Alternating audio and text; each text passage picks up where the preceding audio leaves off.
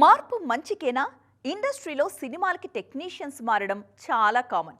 మరీ ముఖ్యంగా అయితే మ్యూజిక్ డైరెక్టర్స్ విషయంలోనూ ఈ మార్పులు చేర్పులు ఎక్కువగా కనిపిస్తాయి.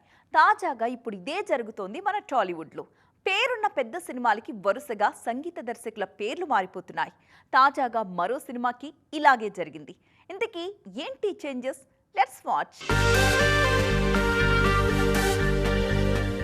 ఈ మధ్య పెద్ద సినిమాలకి మ్యూజిక్ డైరెక్టర్స్ చేంజ్ కామన్ అయిపోయింది.